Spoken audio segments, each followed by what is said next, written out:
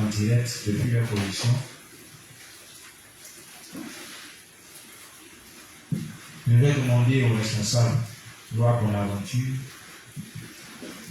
de prier afin de recommander le moment qui vient ici. Amen. Nous allons commencer par confesser notre foi et ensuite confier à Dieu afin qu'il nous assiste, qu'il nous conduise.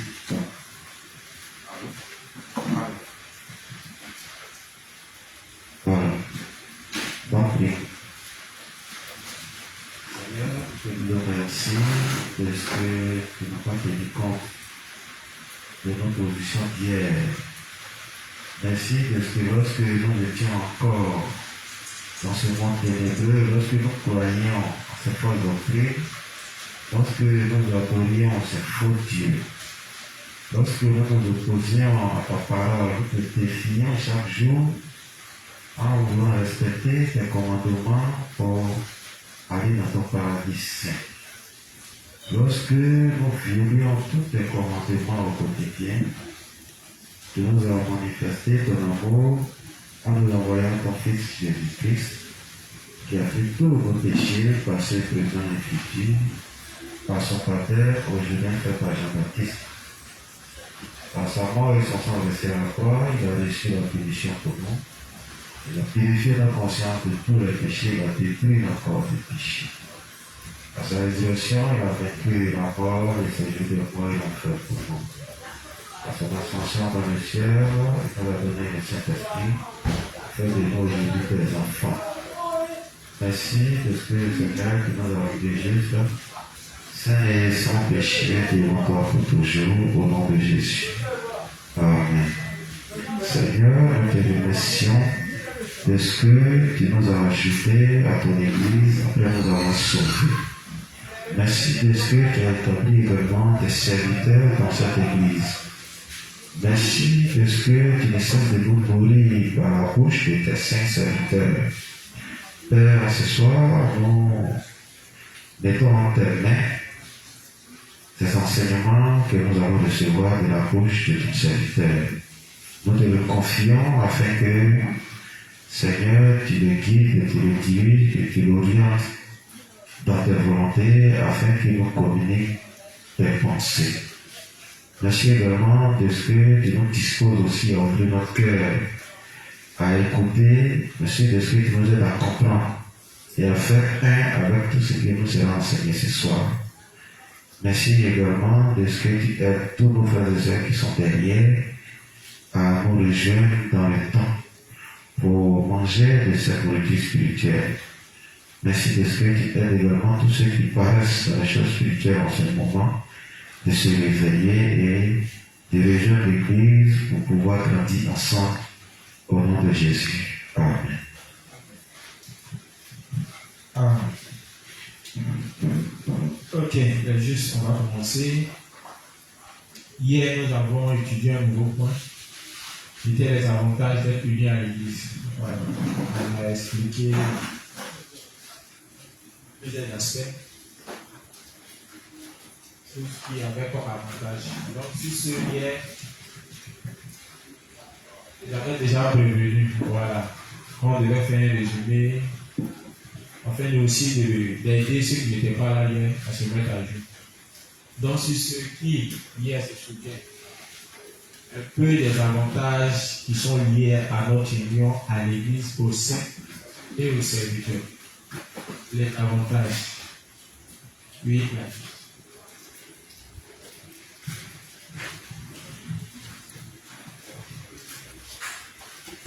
Bonsoir, bonsoir, pasteur. Bonsoir, C'est la vie Juliana à gauche. ok. Bon, comme vous avez dit hier, on a travaillé sur les avantages qu'on a à soutenir à l'église. Et moi, j'ai retenu comme ça que déjà, manquer un jour de réunion, c'est manquer beaucoup de bénédictions. Et lorsque nous naissons de nouveau, on dit qu'on n'a plus de péché, donc on a désormais le Saint-Esprit en nous. Et les bénédictions que nous recevons de Dieu, c'est que d'abord Dieu nous donne son Église. Et comme il ne travaille pas dans le désordre, il nous parle dans cette église-là au travers de ses serviteurs. Ces serviteurs aussi, ils soignent nos blessures grâce aux Écritures. Et aussi, ils nous donnent la force à tous ceux-là qui sont faibles. J'ai pu retenir aussi qu'une foi qui est sans unité est une fausse foi. Donc, c'est un peu ce que j'ai dit. Après la juste, merci beaucoup. Tout d'autres, c'est juste les avantages.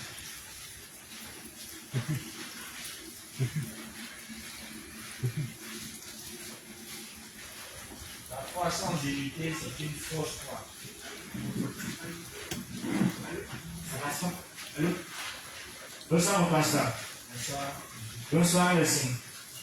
Merci, c'est vraiment le hier, nous avons eu à étudier le thème qui parle des avantages liés à l'église, à l'union à l'église, au sein et aux serviteurs.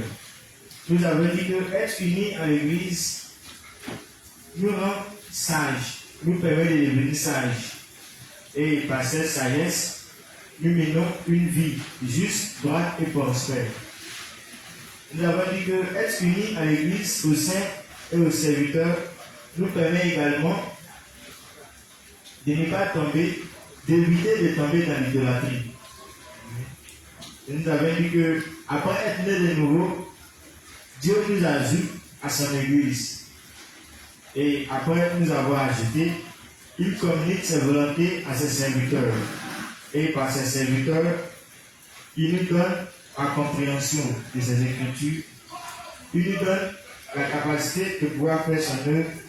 Il guérit nos différentes blessures, nos fautes. Et nous rend également nos cœurs parfaits. C'est un peu ce que j'ai pu comprendre. Merci. Une dernière personne.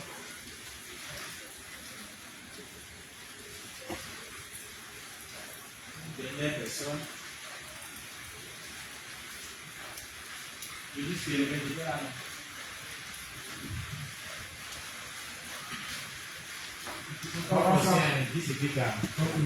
Donc, pour ajouter ce que mes frères et sœurs ont dit, vous avez dit que lorsqu'on était unis à l'église, aux serviteurs, au sein, Dieu nous donnait la capacité de faire son œuvre.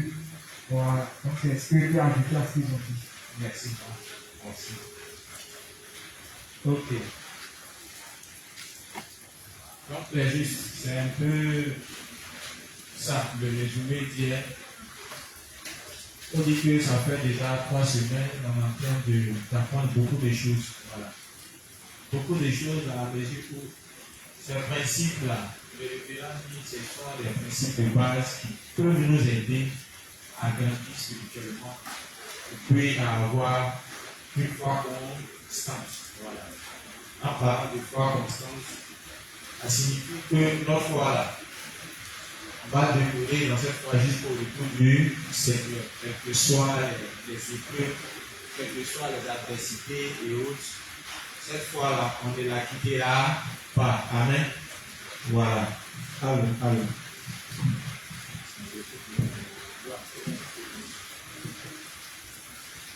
Amen.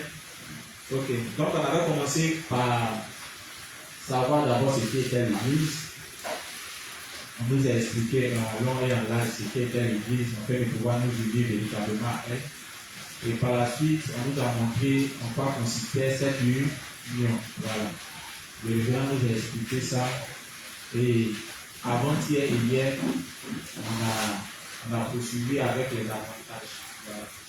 Et en parlant des avantages, le révérend, comme vous l'avez dit, disait comme ça, faire confiance au leader spirituel nous permet de recevoir beaucoup de bénédictions. Voilà. En parlant des bénédictions, c'est non seulement au niveau spirituel, voilà, au niveau matériel et au niveau financier. Voilà, parce que les bénédictions spirituelles, c'est ce qui engendre les bénédictions matérielles et financières, comme le dit le texte de Jean. Bien-aimé, je souhaite que tu prospères, voilà, à tous égards, comme prospère l'état de ton âme. Donc, faire confiance à nos divisions spirituelles, c'est en quelque sorte recevoir beaucoup de bénédictions dans nos vies.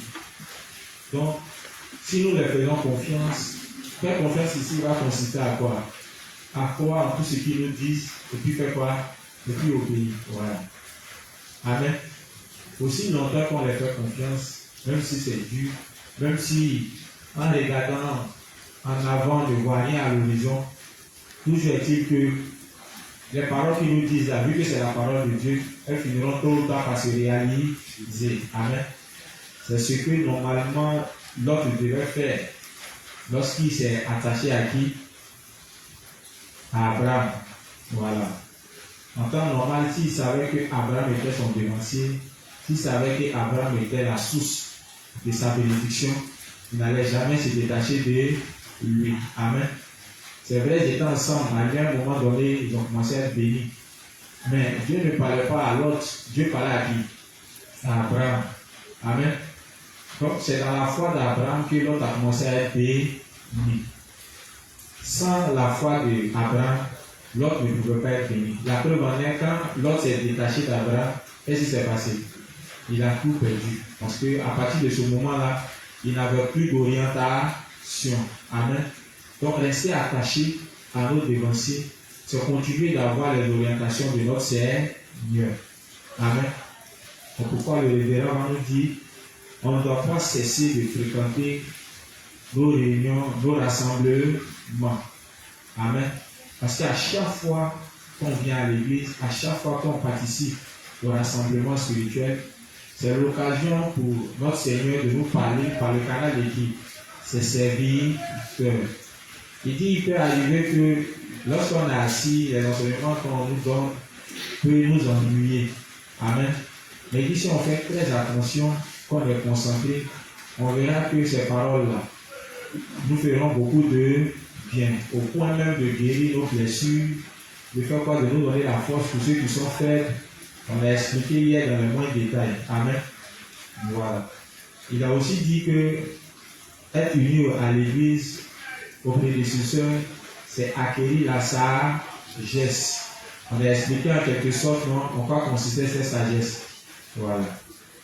Donc, j'avais dit comme ça qu'aujourd'hui, on allait voir les inconvénients. Voilà.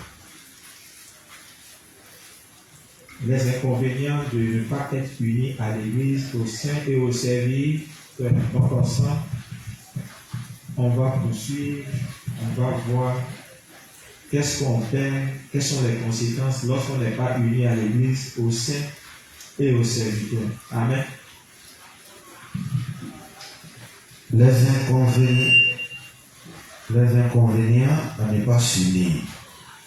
Livre 51, page 160, paragraphe 1 et 2. Mais, livre 51, page 160, paragraphe 1 et 2. Et Jésus l'avait tiré maintenant, non? Le document. Ah, c'est mieux. Là, on suit ensemble. Oui. Mais un saint est honteux et sombre s'il ne s'unit pas à l'église de Dieu. D'accord. Mais un saint est honteux et sombre s'il ne s'unit pas à l'église de Dieu. Un saint est honteux et sombre quand il ne s'unit pas à l'église de Dieu. Amen. Voilà. Quand tu n'es pas uni à l'église, en temps normal, tu commences à avoir honte de tes frères, avoir honte de tes sœurs. Ça, il n'y a pas longtemps d'expérimenter ça avec un frère. Il devait recevoir la visite du pasteur. Bizarrement, le pasteur s'est déplacé à aller dans son quartier. Il a dit à pasteur que bon, il n'était pas là. C'est bizarre. Il a dit à pasteur qu'il n'était pas là. Malheureusement, en se cachant, il a fait la rencontre du pasteur en chemin. Le pasteur était avec Mélès. C'était le juge Zouzouloué. Voilà. Bizarrement, le juge là, il évite tout contact avec les saints. Et c'est comme ça, hein. Quand l'évangile de l'eau et de l'esprit commence à disparaître dans ton cœur, automatiquement tu commences à te cacher des juges. Même venir à l'église, franchement, ça devient compliqué. Amen. C'est pourquoi il parle les justes qui ne viennent pas à l'église, ils deviennent honteux et sombres. En parlant de sombre même là, c'est vrai que spirituellement, voilà, il commence à s'assombrir parce que quand on est né de nouveau, on brille. Mais physiquement même là, quand vous les regardez dans leur apparence, vous sentez que ces gars-là sont malheureux. Oui, dans leur apparence, tu sens que son visage même commence à s'assombrir. En temps normal, quand un saint se nourrit constamment de la parole, son visage fait quoi? Son visage rayonne, son visage brille. Parce que spirituellement, il est nourri. Spirituellement, il est à l'aise en tout cas. Donc ça se répercute sur son physique. Mais par contre, quand la foi commence à disparaître progressivement, ça se répercute aussi sur son physique. À un moment même, c'est les maladies qui s'enchaînent. Amen. Parce que spirituellement, ça ne va pas. Mais tout ça est dû au fait que le saint ne se met pas à l'église. Amen. Donc, si vous commencez à constater, après avoir manqué plusieurs réunions spirituelles, vous commencez à constater que vous commencez à avoir honte des justes, vous commencez à vous cacher parce que vous imaginez que bon, les justes pensent telle ou telle chose de vous, c'est que ça ne va pas. Commencez déjà à demander la force à Dieu pour vous unir à l'église. Amen. Ok, continue. Le saint devient sombre en pensant. Le saint devient saint en pensant. Oui. Qu'est-ce que les frères et sœurs ou les ministres penseront de moi s'ils connaissent mes limites? Voici les questions qui se posent. Voici ce qui le traverse la tête. C'est toutes ces choses-là qui le poussent à faire quoi? À éviter les justes. Amen. C'est ce qui fait qu'il évite les justes. Donc, pour ne pas tomber dans ces pièges-là, il est préférable pour nous de faire quoi? De nous unir constamment à l'église. Parce que pour ceux qui sont tombés dans ces genres de situations, c'est difficile pour eux de revenir dans l'église. Pourquoi? Parce que Satan les met plein de choses dans la tête. Nous, tu vas venir à l'église. Ils diront que tu as un hérétique. Ils diront que tu as perdu la foi. C'est pas mieux que tu as resté à même pas à la maison. Plein de choses leur passent par la tête. En même temps que le révérend le dit, en même temps c'est l'occasion pour nous, connaissant la situation de ces frères, de faire leur expiation. Amen. On doit faire leur expiation. À partir de là, on sait que la plupart des justes qui ne sont pas unis, ils deviennent honteux et sont. Pourquoi? Parce qu'ils se posent beaucoup de questions. À savoir ce que les justes et les serviteurs vont penser d'eux. Donc, connaissant ça, on doit prier constamment pour eux, de sorte à ce que ils ne regardent pas ce que vont penser les serviteurs, vont penser les saints. Amen. Mais qu'ils regardent au fait que, n'étant pas unis à l'église, leur foi finira par faire quoi? Par disparaître. Et la conséquence, c'est qu'ils iront où? Ils iront en enfer. Amen. Donc, on doit prier pour eux. Mais pour nous qui sommes là déjà, on doit savoir que voici ce qui va nous arriver. Au cas où on n'est pas unis à l'église. Amen. Que tu sois dévancier, que tu sois un saint, si tu n'es pas uni à l'église, c'est sûr que tu vas commencer à t'assombrir. Amen. Donc, ne savoir honte est juste. Continue. Mais Dieu nous donne son Église et nous demande de nous unir aux membres de l'Église. Nous devons nous unir dans l'Église de Dieu. Dieu agit à travers son Église. Il nous fait vivre par la foi à travers l'Église. Vraiment, nous devons être en mesure de parler franchement de nos points faibles à Dieu. Oui. L'on devrait dire ouvertement à Dieu, Dieu, voilà qui je suis, au sujet des choses qui sont dans son cœur, en croyant en l'évangile de l'eau et de l'esprit. Il n'y a pas de honte si nous nous unissons à Dieu. Nous devons avoir la foi qui croit à la justice de Dieu, disant, nous avons des limites. Mais toi, mon Dieu, tu m'as aimé comme cela. Tu m'as accepté comme ton épouse. Tu es mon époux et je suis ton épouse et je n'ai pas de honte devant toi. Les Jésus, comprenez, non? Il est en train de parler maintenant de ceux qui sont unis à l'église. Amen. Pour ceux qui ont du mal à s'unir, comment ça va? Ça peut être au fait que leur faiblesse commence à se manifester. justifier. Donc du coup, ils auront de ce que vont penser les justes. Et ça, on a rencontré beaucoup de personnes comme ça dans la justice. Voilà. À qui des problèmes sont arrivés et qui a presque pris toute l'église. Mais, en dépit de cela, ses frères et sœurs ont gardé toujours le contact avec les frères et sœurs. Ils ont continué de s'unir à l'église. En ce temps, ça arrive, franchement, revenir encore dans l'église, sachant que toute l'église sait qui tu es et quel défaut tu as, quel péché tu as commis. Franchement, c'est difficile à accepter. Amen. Mais en dépit de cela, ces frères-là sont restés unis. Malgré ce que les gens ont dit, même si ce n'est pas devant eux. À un moment, tu es là et puis bon, tu sens qu'ils ont bien été critiqués, mais bon, pour quelqu'un qui a bien compris l'évangile de l'eau et de l'esprit, ce que les gens vont penser de toi, ce que les gens vont dire de toi, ça n'a pas d'importance. Pourquoi? Parce que déjà même à la base, il n'y a pas quelqu'un ici qui va dire qu'il n'a pas de défaut. Certes, pour certains ne pas encore exposé en public, même si c'est dans l'ombre, on n'est pas différent. Donc s'il arrive que peut-être tes faiblesses ou bien tes défauts sont révélés dans l'église, bon, le mieux c'est de faire quoi? Comme le révérend l'a dit, c'est de parler franchement. Amen. Voilà, c'est de parler franchement, de libérer.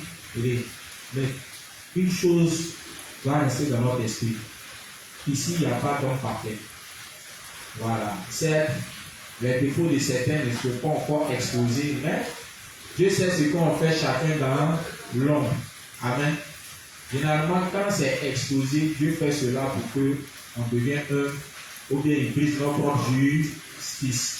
Parce qu'il y a beaucoup, quand ils viennent ici, bon, ils ont tendance à penser qu'ils sont mieux que les autres. Donc, par moment, Dieu s'arrange à ce qu'eux aussi, là, dès que les défauts s'exposent, ok, ils cessent de faire quoi? De critiquer, cessent de calomnier. Amen. Mais ça ne doit pas être un problème au point de nous empêcher de nous unir à l'église, d'avoir des contacts avec les serviteurs ou bien les saints. Non. Une fois que la nature humaine est bien comprise, ces choses-là, c'est facile à les surmonter. Amen. Donc, si on est dans l'église, que il nous arrive peut-être de vouloir quitter l'église, le révérend nous donne un conseil. Le mieux, c'est d'en parler franchement. Amen. Soit avec les serviteurs, soit avec les prédécesseurs. Parler de ce qui nous arrive, des pensées qui nous minent. Amen. Eux, avec la parole de Dieu, seront trouver des orientations pour nous aider à continuer notre marche de foi étant unis à l'église. Amen. On doit parler aussi à Dieu sincèrement. Si tu vois que ça te fatigue trop, c'est pourquoi la confession de foi est bienvenue. Amen. On dit de faire constamment nos expiations. Quelqu'un qui fait constamment son expiation, il ne peut jamais quitter l'église. Non. Même quand tu es dans le monde, que tu as pour habitude de faire l'expiation, c'est sûr que tu pourras revenir. Vous vous souvenez de la parabole du fils prodige, non? Normalement, c'est l'attitude qu'on doit avoir. En lisant cette histoire, la Bible nous dit quoi? Le fils prodige a voulu prendre son héritage, il était pressé, n'est-ce pas? Il s'est levé, il a pris son héritage, pensant que bon, il allait pouvoir s'en sortir. Le vieux connaissant qu'il n'était pas encore père, bon, malgré qu'il insistait, son père lui a donné son héritage. Il allait, il a dilapidé les mousseaux, s'amuser, n'importe comment. Et puis arrivé là-bas, l'argent est fini. Tu as pris ton héritage, on suppose que bon, tu vas plus revenir à la maison. Donc il est là, il souffre. Il allait travailler dans un coin de porcherie, c'est ça, non? Voilà. Et il se nourrissait de quoi? De la nourriture des porcs. Mais c'était tellement difficile, arrivé un moment, il s'est dit quoi? Mais qu'est-ce qui se passe? Aïe. Quand il regarde derrière, le vieux a tout. Au moins, il était à la maison, tout allait bien. Amen. Tout se passait bien, il mangeait bien, il était à l'aise. Mais aujourd'hui, je me retrouve dans la rue. Est-ce que je dois continuer dans cette situation ou bien je dois retourner vers mon père? Et à partir de là, il a pris la résolution de retourner vers ses parents. Mais quand il est allé, quelle était l'attitude de son papa? Son papa l'a accueilli avec joie. Amen. Au point même d'immoler un agneau Parce qu'il était heureux de faire quoi? De revoir son fils. Il est juste cette histoire-là. Ça parle de nous. S'il arrive qu'on a quitté l'église, comme le révérend le dit, on commence à se poser beaucoup de questions, à savoir qu'est-ce que les juges vont penser de nous, qu'on sache que l'église, les serviteurs et les saints, ils ont la même mentalité que le Père du Fils prodige. Les saints seront toujours heureux de recevoir un frère qui avait quitté l'église pendant longtemps. Sérieux, on le revoit, on est content. Et généralement, par expérience, dans ma zone, on avait un frère comme ça. Il a pris beaucoup de temps à ne pas s'unir. Bon, il avait fait plein de bêtises. Voilà, au point de décevoir même les dévanciers. Mais quand il est revenu, bizarrement, on a créé une atmosphère où, pensant que bon, on allait le rejeter, on allait le juger, au contraire, quand il est revenu, on a fait l'effort d'échanger avec lui, de le mettre dans une ambiance vraiment où il a senti que ce qu'il pensait des saints, pensant que bon, on allait le rejeter, on allait le juger pour les actes qu'il a posés, c'était carrément le contraire. Au contraire, c'est une grande joie. Amen. Parce qu'un frère qui était retrouvé dans le monde est revenu. Un frère qui, je peux dire, non, avait quitté la foi. Puisque un saint qui n'est pas uni à l'église, ça va faire comment? Sa foi est erronée. Amen.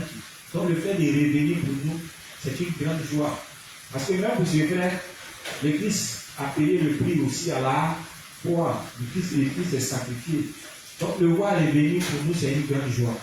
Amen. Donc en parlant de ça, on doit comprendre que pour des tels frères, s'il y a lieu même, on doit aller les rendre visite. Parce que déjà on sait ce qu'ils ont en tête. C'est ce qui fait qu'ils nous évitent, c'est ce qui fait qu'ils ont honte. Donc non seulement on doit prier pour eux, mais on doit aller vers eux, leur montrant qu'on est encore attaché à eux, on a encore de l'amour pour eux, et qu'ils sont toujours le bienvenu dans l'église.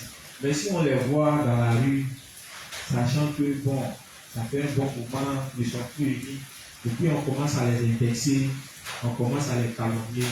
Bon, même s'il allait au final de Dieu, déjà même que les gens qui ont des pensées, du genre, voici ce que les juges pensent de nous, est-ce qu'on est sûr que ce frère-là, on pourra le gagner?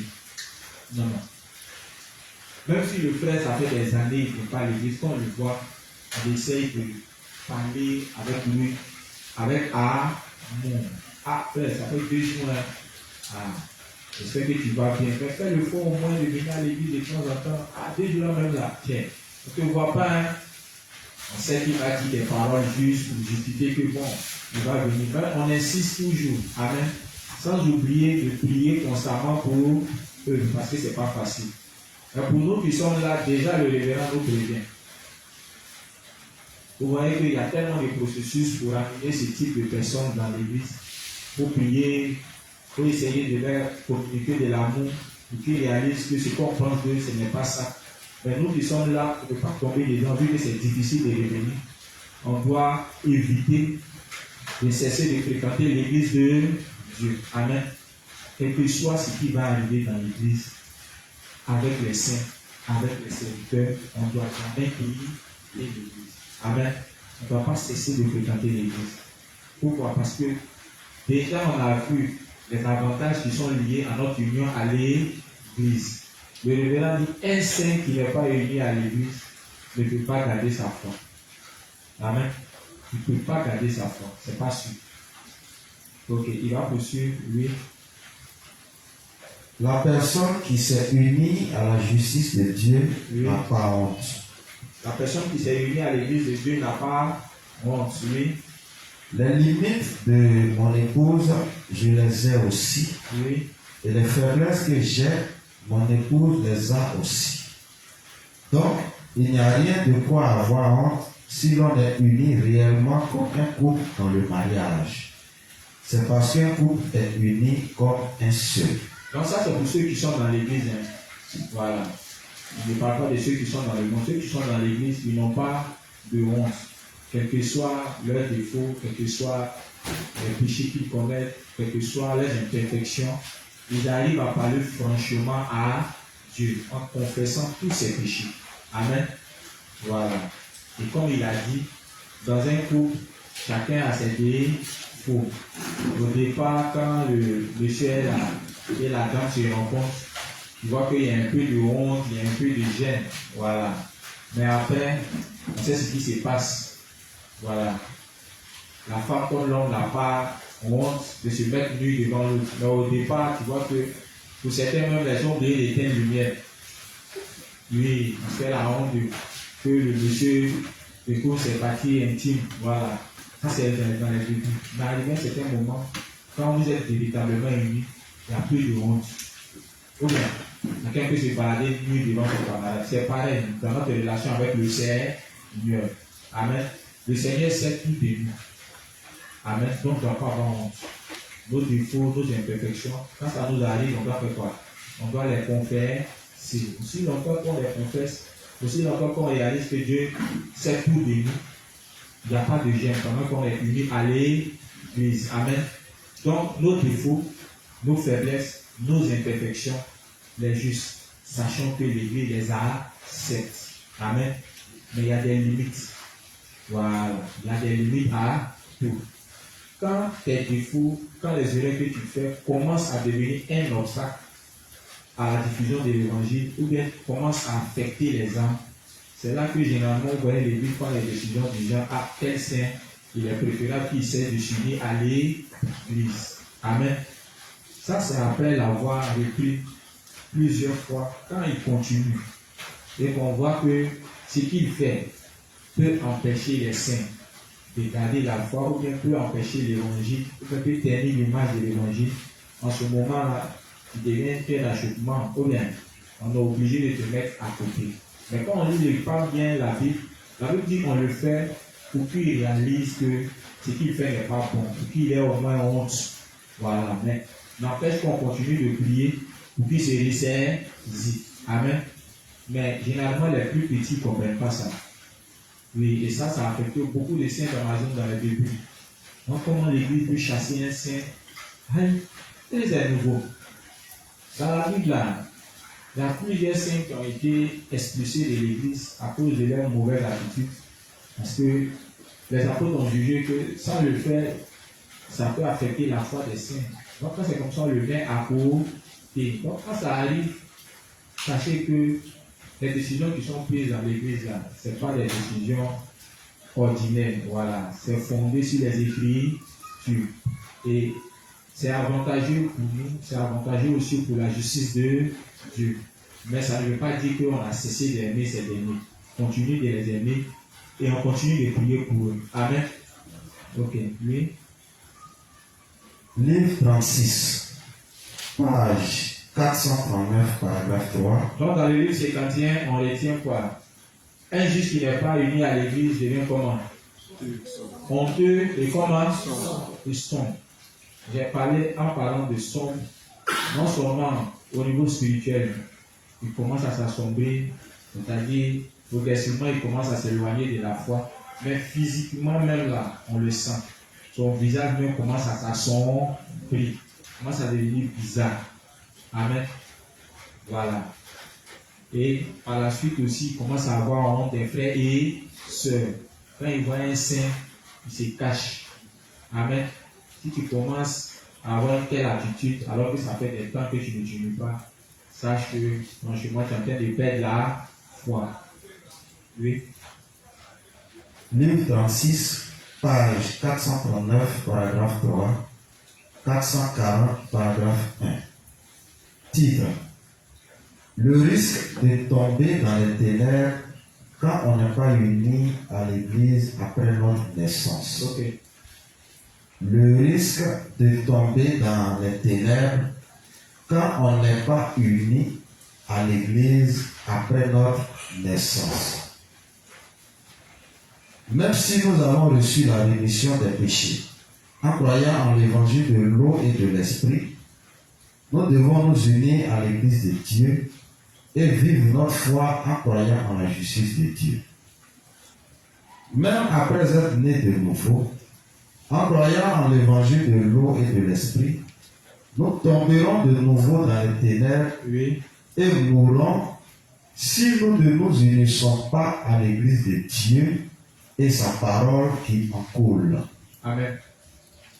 Si tu as reçu la rémission de tes péchés, que tu n'es pas uni à l'église, conséquence, tu vas mourir spirituellement.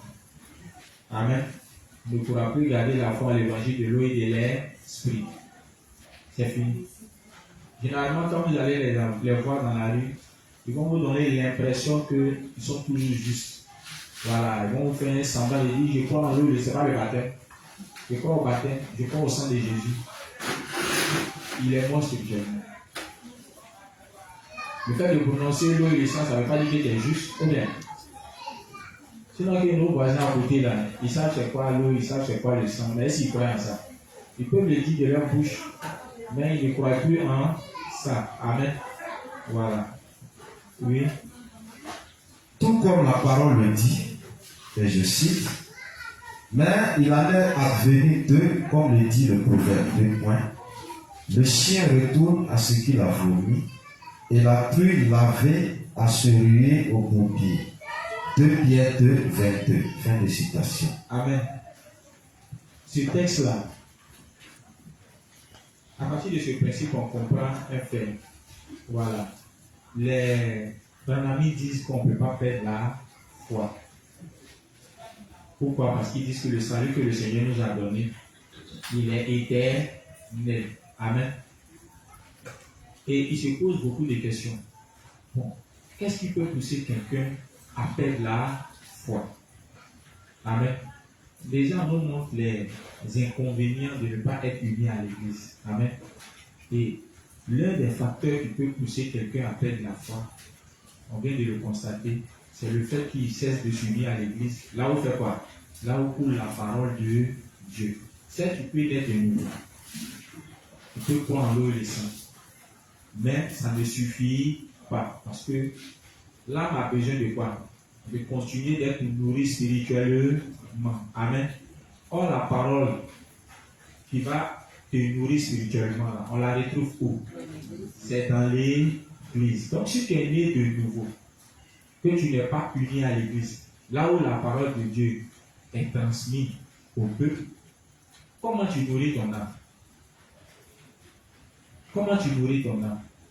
Comment tu sépares les pensées charnelles des choses spirituelles? Donc, tôt ou tard, tu finiras par faire quoi? Par suivre tes pensées, parce qu'il n'y a pas la parole pour faire quoi? Pour te montrer le chemin à suivre, ou bien pour nourrir ton âme. Donc, tôt ou tard, la foi que tu as reçue va finir par faire quoi? Par disparaître. Amen. Dans le texte, il dit quoi? Le texte de 2 Pierre dit, le chien, tout comme le dit, il en est ainsi, il en est advenu de, comme il est dit dans Proverbe, le chien est retourné à ce qu'il a vomi et la pluie lavée À se ruer au bourbier. Donc ce texte montre quoi? Ces personnes ont fait quoi? Ils ont reçu l'évangile de l'eau et de l'esprit et par la suite ils ont fait quoi? Ils sont redevenus pécheurs. Mais il nous explique en même temps la cause. Quelle était la cause? C'est le fait qu'après un né de nouveau, ils ne sont pas unis à l'église. Là où fait quoi? Là où coule la parole de Dieu. Donc il est possible pour quelqu'un qui a reçu la rémission des péchés de faire quoi? De perdre la foi. Et il y a beaucoup de passages bibliques qui expliquent ça. Je crois bien qu'il y a Hébreux qui explique ça aussi. Il y a beaucoup de passages bibliques, depuis l'Ancien comme le Nouveau Testament. Amen. Donc, il dit que même si le salut que le Seigneur nous a donné, il est éternel dans la mesure où, si on croit constamment à ça, c'est sûr qu'éternellement, on sera comment? On sera juste. Puisque c'est par la foi qu'on l'a obtenu. Ou bien, c'est en croyant qu'on est devenu saint éternellement. Mais du moment où tu cesses de croire en cette vérité, tu n'es plus saint éternellement. Et il trouve qu'on peut devenir saint éternellement. Pourquoi? Parce que déjà même à la base même là, tu n'as pas besoin de croire. Tu es né même déjà chrétien. Mais c'est un mensonge. On n'est pas créé Tiens, on devient chrétien en croyant à l'évangile de l'eau et de l'esprit. Amen. Il dit qu'ils ont été prédestinés à quoi? C'est bizarre. Mais bizarrement, en même temps, quand on regarde sur les réseaux, on voit certains disciples de Kapou, ils commencent à quitter le capouisme. Amen. Et quand c'est comme ça, il ne faut pas des publications pour affirmer que, bon, tel frère a perdu la foi. Hein. Là, on nous dit, ah, ce dernier n'a jamais cru. Autant ils ont été disciples. En fait, il y a beaucoup de confusion. Donc, les justes, ne pas être unis à l'église, là où trouve la parole de Dieu, peut nous amener à faire quoi? À perdre la foi progressivement. Amen. Donc, le fait qu'on nous dise d'être unis à l'église, en fait, c'est dans notre intérêt. C'est dans notre intérêt. Ce n'est pas un service qu'on rend aux dévanciers, ce n'est pas un service qu'on rend aux saints. C'est dans notre intérêt. Et ceux par moments qui viennent vers nous pour nous exhorter à nous unir à l'église, on doit comprendre que le fait même de t'interpeller, de te pousser à être uni à l'église, en quelque sorte, c'est de l'amour qu'il est en train de manifester à ton égard. Amen. Parce qu'il connaît le danger qui est lié au fait de ne pas être uni à l'église. Beaucoup de saints de nos jours pensent que ne pas être uni à l'église va les amener toujours à garder la foi. C'est faux. Amen. Même si tu as tous les lieux du révérend, c'est même pas sûr que tu gardes la foi. En dehors de l'église, il est difficile pour chacun de nous d'être en contact avec la parole parce que c'est difficile. Et même quand tu décides de ne pas t'unir à l'église, de rester seul sur toi, Dieu même là ne prend pas plaisir à cela. Donc, il y a certaines choses que tu ne peux pas découvrir lorsque tu t'asseras en train de lire tes livres. Tu n'auras même pas cette force-là. Tu n'es même pas sûr. Amen. Il est préférable d'être uni à l'église. Et quand on est dans l'église, c'est en ce moment-là que Dieu nous parle au travers de ses serviteurs. Amen. On a l'occasion aussi d'approcher les serviteurs, de discuter avec eux de nos problèmes, de nos faiblesses, de nos défauts. À eux aussi, ils ont des orientations à nous donner pour nous aider à continuer dans notre marche de foi. Amen. Ok. Oui. Si une personne qui a eu l'évangile n'a pas foi en la parole dans son cœur, Oui. les paroles qu'elle a entendues sont vomies et elle meurt. Amen. Disons que nous avons planté quelques chrysanthèmes sauvages. Le grain a germé et sorti de terre. Le grain perce la terre et sort pour fleurir. S'il y a une pierre au-dessus ou pas de terre à proximité, il ne peut pas fleurir et sèche puis meurt. Il est vrai que ce germe est celui d'un chrysanthème sauvage et c'est une nouvelle vie. Mais cela ne peut pas vivre longtemps et meurt. De même, les justes qui ont reçu la rémission des péchés, en croyant en l'évangile de l'eau et de l'esprit, ont aussi absolument besoin de continuer d'écouter la parole de Dieu. D'écouter la parole de Dieu. Juste, Oui. la lier La lier. et la diffuser après être née de nouveau. Amen. Mais toutes ces choses sont possibles à quelles conditions? C'est quand on est uni à l'église. Amen. Hors de l'église, c'est impossible. Parlons maintenant comme ça. On dit Dieu travaille au travers de ses serviteurs. Les serviteurs ne se trouvent pas en dehors de l'église.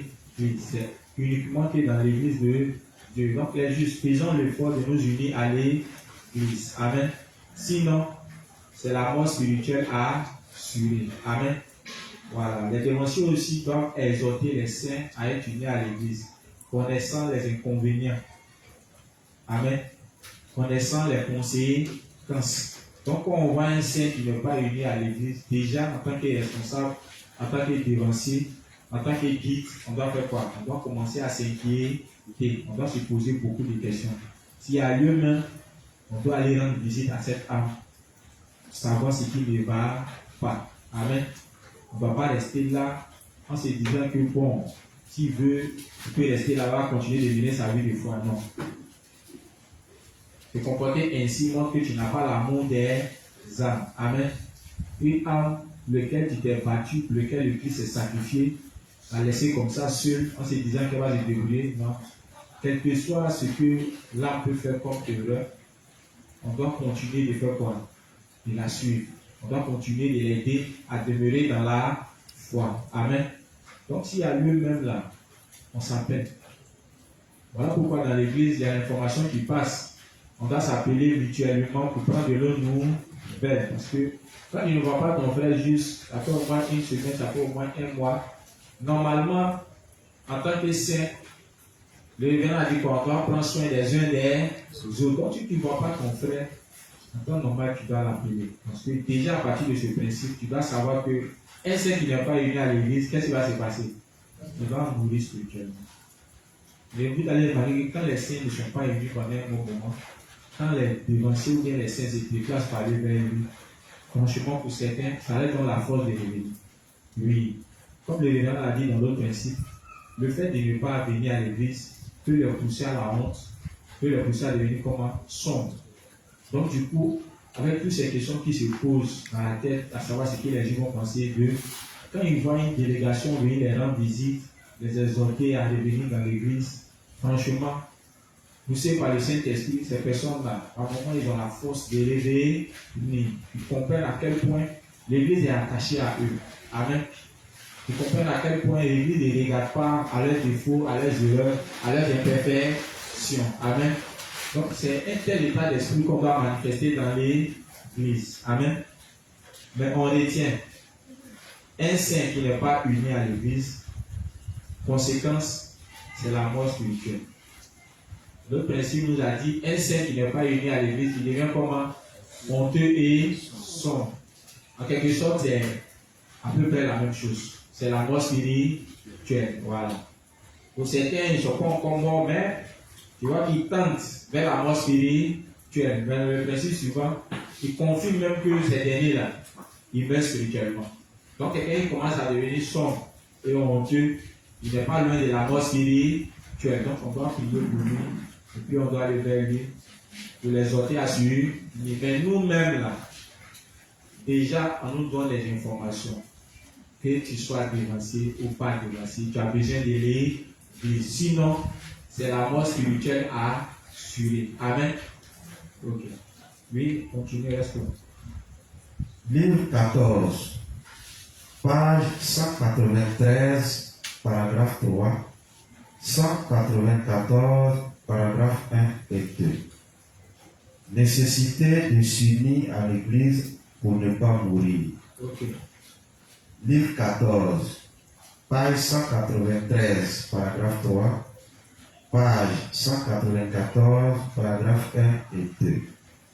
Nécessité de s'unir à l'église pour ne pas mourir. Jésus-Christ, notre Dieu, est celui qui nous aide. Parce qu'il est Dieu pour nous, en ces temps, par l'église de Dieu et par vous, il peut effacer les péchés de tous par l'évangile de l'eau et de l'esprit. Amen. C'est ce que l'apôtre Jean nous dit. Et maintenant encore, à cet instant précis, c'est ainsi que Dieu agit en nous, son Église. Continue. Donc, si quelqu'un qui a reçu la rémission de ses péchés ne demeure pas dans l'Église de Dieu et n'entend pas la parole de Dieu, il tombera dans le monde et encore plus bas, comme un enfant qui se serait enfui de sa maison. Oui.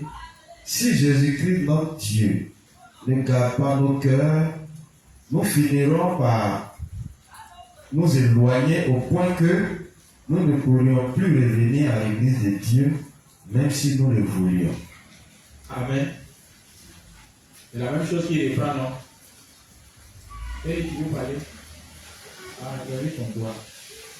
Donc c'est la même chose qui reprend. Ne pas être uni à l'église, ne pas écouter la parole qui est prêchée dans l'église, nous conduit à la mort spirituelle. Prenons Hébreu, vous allez voir que ce que le révérend dit, ce n'est pas quelque chose qu'il a inventé. Et puis il est juste, si vous avez des versets là où la Bible nous montre que ne pas être uni à l'église, on perd la foi. Donnez pour pouvoir appuyer ça avec les principes. Déjà, prenez Hébreu 10. N'abandonnons pas notre assemblée comme c'est la coutume de quelques-uns. Qui se rappelle de ce verset?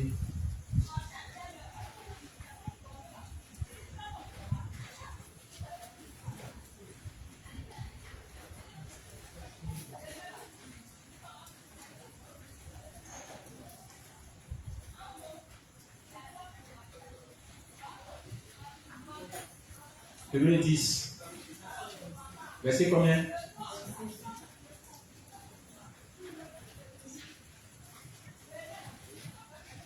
Hébreux 10, 25. N'abandonnons pas notre assemblée, comme c'est la coutume de quelques-uns, mais exhortons-nous réciproquement, Oui. et cela d'autant plus que vous voyez s'approcher le jour. Amen. On ne doit pas abandonner notre assemblée. Comme c'est la coutume de qui? De quelques-uns. Amen. Ils sont nés de nouveau, mais ils ne s'unissent pas à l'église. Le révérend nous exhorte, voyant la fin des temps approcher, là, on doit faire quoi? On doit demeurer ensemble en s'exhortant avec quoi? Avec la parole de Dieu. Amen. Vous suivez? Oui, toujours. Au 26. Car si nous péchons volontairement, Oui, après avoir reçu la connaissance de la vérité, oui, il ne reste plus de sacrifice pour les péchés, mais une attente terrible du jugement et l'ardeur du feu qui dévorera les rebelles. les justes, c'est la suite du verset. N'abandonnons pas notre assemblée comme c'est la coutume de quelques-uns, mais voyant le temps approcher, on doit s'exhorter avec la parole. Il dit, car si nous péchons volontairement, amen. Le péché ici, là, ça consiste à quoi? Voilà. Si on abandonne l'évangile de l'eau et de l'esprit parce qu'on ne s'est pas uni à l'église, comme c'est la coutume de quelques-uns, le révérend dit, il n'y a plus de sacrifice. Le seul sacrifice qui peut te sauver, c'est ce que tu as rejeté, c'est ce que tu as vomi. Les légalistes interprètent autrement ce verset. Ils pensent au péché de la chair qu'on commet. Ça n'a rien à voir. Hein. Ici, il s'agit du péché d'incrédulité. Le fait de ne plus s'unir à l'église peut nous pousser à faire quoi? À ne plus prendre l'évangile de l'eau et de l'esprit. Amen. Donc déjà, ce verset confirme les propos du révérend, les principes qu'on vient de lire. Amen. Donc ce n'est pas quelque chose de nouveau en fait. Même au temps des apôtres, c'est arrivé à beaucoup de saints. Ils ne s'unissaient pas à l'église. Ils ont fini par perdre la foi. Voilà pourquoi la première des choses, quand quelqu'un naît de nouveau, selon Acte 2, Dieu fait quoi? Il ajoute à l'église. Parce que vous avez remarqué que dans l'église, dans Acte 2, il faisait quoi? Il partageait tout ensemble. Ils priaient ensemble, ils chantaient ensemble. D'autres vendaient les biens, ils partageaient selon le besoin de chacun. En tout cas, pour s'assurer que aucun saint ne puisse se détacher de l'assemblée. Amen. Donc, le même état d'esprit continue de régner dans l'église. Amen. Voilà. Les saints doivent continuer de s'unir à l'église. Être toujours attachés aux frères, être toujours attachés aux serviteurs. Sans cela, c'est la mort spirituelle assurée. Amen. Un autre verset que vous connaissez, il va dans le même sens. Un autre verset. Oui. Dans le texte de Hébreux 6, 4 à 6. Vas-y. Il y a plusieurs facteurs qui peuvent pousser un saint à abandonner la foi. Là, je parle de l'église. Donc, en prenant le verset, il faudrait que ça soit en rapport avec les principes que nous étudions. Amen.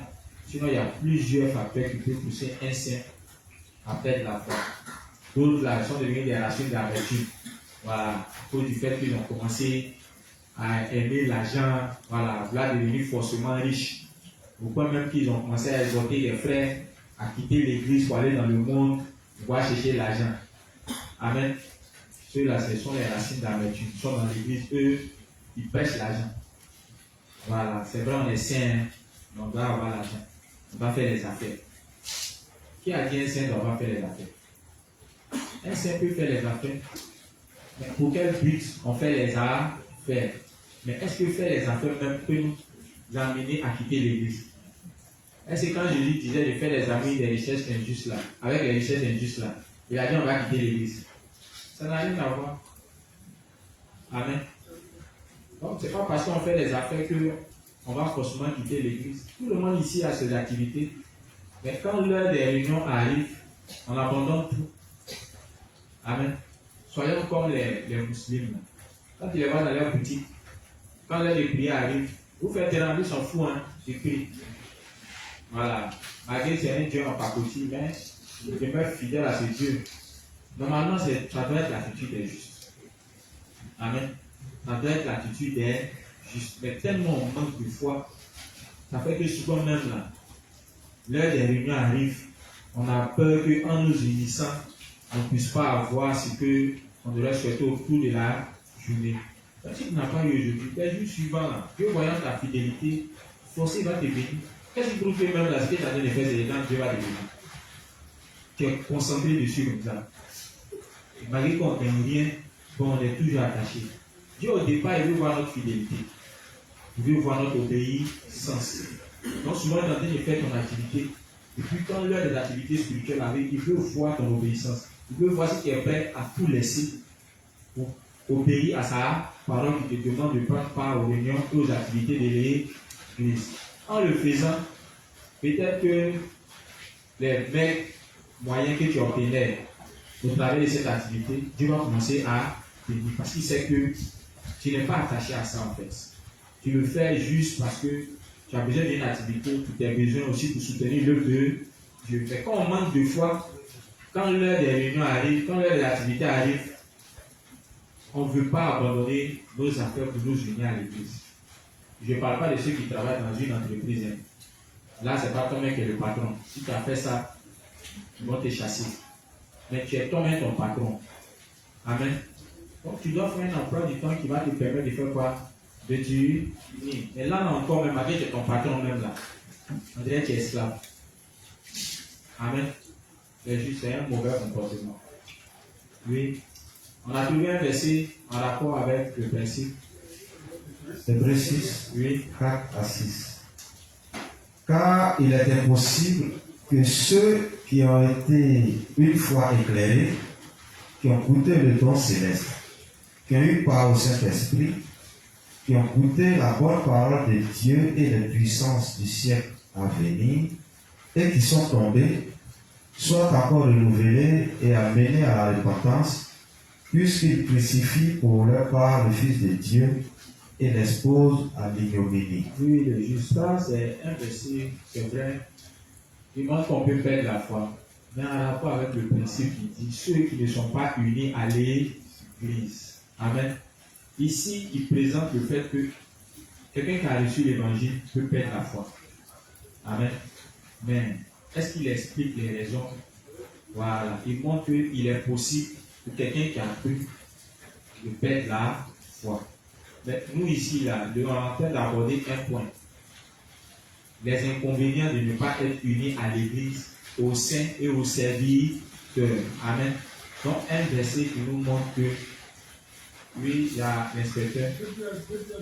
2 Pierre 2. Merci, inspecteur. 2 Pierre 2. Verset combien? Ok. Donc, inspecteur dit de prendre le temps. 2 Pierre 2. Mais juste, je fais ça pour qu'on comprenne que ce qu'on est en train d'étudier là, c'est biblique. Amen. Voilà. 2 Pierre 2, à partir du verset 1. Oui. Il y a eu parmi le peuple de faux prophètes, et il y aura de même parmi vous de faux docteurs qui introduiront des sectes pernicieuses et qui, reniant le maître qui les a rachetés, attireront sur eux une ruine soudaine. Plusieurs les suivront dans leur destruction, et la voie de la vérité. Et la voie de la vérité sera calomniée à cause d'eux. Par cupidité, Oui. ils trafiqueront de vous au moyen des paroles trompeuses, eux que menacent depuis longtemps la condamnation, et dont la ruine ne sommeille point.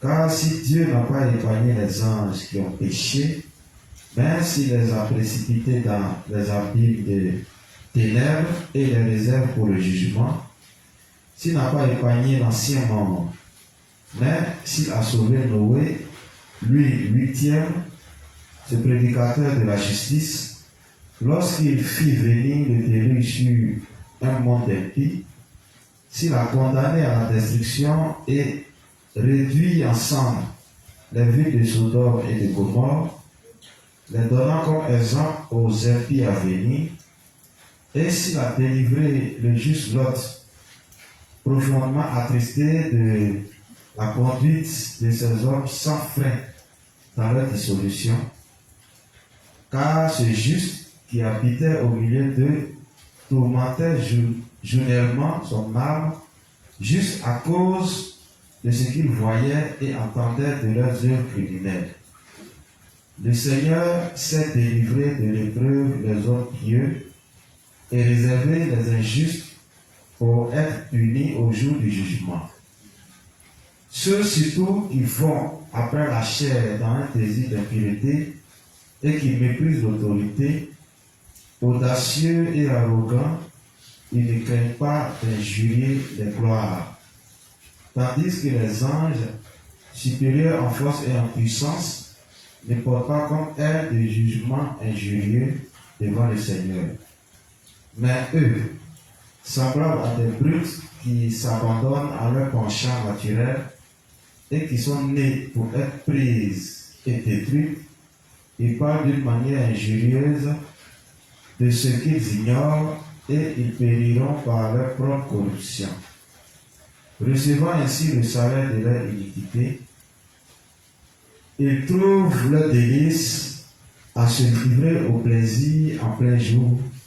Hommes tarés et souillés, ils se délectent dans leur tromperie en faisant bonne chair avec eux. Ils ont les yeux pleins d'adultère et insatiables de péché. Ils amorcent les armes mal affermies. Ils ont le cœur exercé à la cupidité. Ce sont des enfants de malédiction. Après avoir quitté le droit chemin, ils se sont égarés en suivant la voie de Balaam, fils de Bosor, qui aima le salaire de l'iniquité, mais qui fut repris pour sa transgression. Une ânesse muette, faisant entendre une voix d'homme, arrêta la démence du prophète. Ces gens sont des fontaines sans eau, des nuées que chasse un tourbillon. L'obscurité des ténèbres leur est réservée. Avec des discours affamés de vanité, enflés de vanité, ils amorcent par les convoitises de la chair, par les dissolutions, ceux qui viennent à peine d'échapper aux hommes qui vivent dans l'égarement. Ils leur promettent la liberté quand ils sont eux-mêmes esclaves de la corruption, car chacun est esclave de ce qui a triomphé de lui. En effet, si après s'être retiré des souillures du monde, par la connaissance du Seigneur et Sauveur Jésus-Christ, ils s'y engagent de nouveau et sont vaincus, leur dernière condition est pire que la première. Car mieux valait pour eux n'avoir pas connu la voie de la justice que de se détourner après l'avoir connu du saint commandement qui leur avait été donné. Il leur réservait ce que dit le proverbe vrai: le chien est retourné à ce qu'il avait promis, et la truie lavée s'est vautrée dans le bourbier. Amen. Donc c'est toujours en rapport avec le verset que le révérend avait donné. Il a commencé depuis le haut jusqu'à en bas. Amen. Merci, inspecteur. Depuis le haut, il ne comprenait pas, mais arrivé en bas, il y a un peu de rapport. Oui, Élie. Je ne sais pas si je comprends la question. Mais pourquoi je comprends le pas, c'est par exemple, ça est il n'a pas.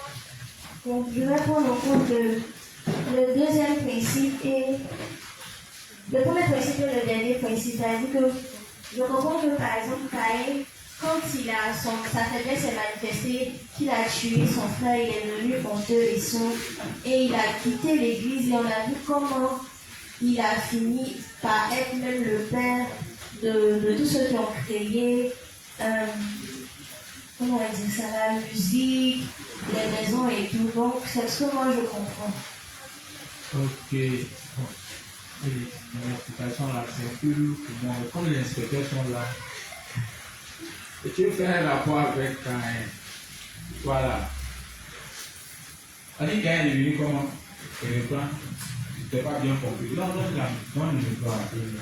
Oui. Donc, je ne sais pas si j'ai bien compris la question. Oui. Mais la manière dont moi je comprends là, je vois par exemple Caïn. Caïn, il ne croyait pas véritablement en la parole de Dieu. Cependant, il avait des parents justes, donc il était uni à l'église. Et quand sa faiblesse se sont manifestées, quand sa jalousie s'est manifestée, qu'il a tué son frère, il s'est éloigné de l'église. Et on a vu comment il a fui. Donc quand il s'est éloigné de l'église, il est mort spirituellement et il a même été le père des gens qui ont détruit le monde aujourd'hui. Voilà comment je comprends. Ok. C'est comment il est capable de tout. Bon, dans les récits d'Abel et Caïn, vous voyez que la Bible nous montre déjà deux personnes qui devaient, voilà, qui ont reçu la parole de Dieu. On se comprend, non?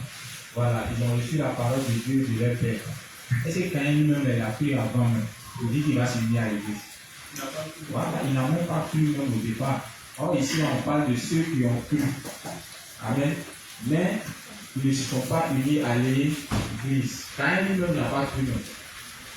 Voilà, parce que depuis le moment où ils ont reçu la parole de leur père, l'autre a mis en pratique, mais l'autre n'a jamais mis en pratique. Parce que si il avait mis en pratique, on allait le voir dans le récit. Mais le récit nous montre que voici ce que Caïn, lui, il avait comme foi. Les choses de la terre, les efforts. Amen. Voilà, c'était la foi qu'il avait. Donc, c'est ce que la Bible nous a présenté comme étant la foi de Caïn. Donc, Caïn même n'a jamais été juste. Il dit qu'il serait uni à l'église. Certes, il est descendant d'une famille de justes, mais il n'a pas accepté la justice de ses parents. Tu vois un peu, non? Donc, il n'a pas fait partie de l'église de Dieu. Amen. Les justes, verset est fini. Ok. Partagez, donnez un verset, voilà. Oui. Ah, ok. Donc, le Père dit on peut continuer jusqu'au verset. Mais il dit de continuer jusqu'au verset dans une parole d'un micro. Oui, ici. On peut continuer. Hébreux 10 là.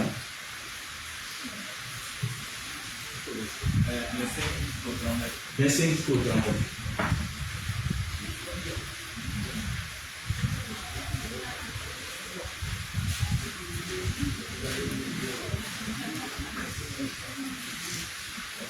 N'abandonnons pas notre assemblée, comme c'est la coutume de quelques-uns, mais exhortons-nous réciproquement, et cela d'autant plus que nous voyons s'approcher le jour.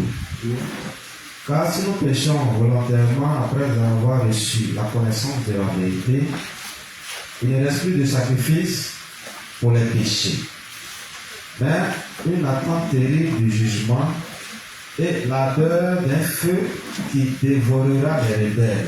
Okay. Celui qui a violé la loi de Moïse meurt sans miséricorde sur la déposition de 2 ou de 3 témoins. De quel pire châtiment pensez-vous que sera jugé digne celui qui aura foulé aux pieds le Fils de Dieu, qui aura tenu pour profane le sang de l'alliance, par lequel il a été sanctifié et qui aura outragé l'esprit de la grâce. Car nous connaissons celui qui a dit « À moi la vengeance, à moi la rétribution. » Et encore, le Seigneur jugera son peuple. C'est une chose terrible que de tomber entre les mains du Dieu vivant. Souvenez-vous de ces premiers jours où, après avoir été éclairés, vous avez soutenu un grand combat au milieu des souffrances, d'une part exposé comme un spectacle aux opprobres et aux tribulations, et de l'autre vous associant à ceux dont la position était la même. Oui. En effet, Donc ça montre qu'ils étaient associés à qui? À ceux qui étaient justes. Ils étaient unis aux frères, ils étaient unis aux sœurs. Oui.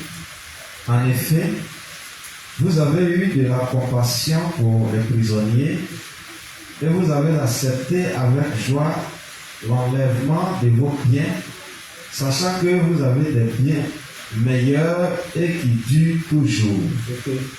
N'abandonnez donc pas votre assurance à laquelle est attachée une grande rémunération, car vous avez besoin de persévérance, afin qu'après avoir accompli la volonté de Dieu, vous obteniez ce qui vous est promis.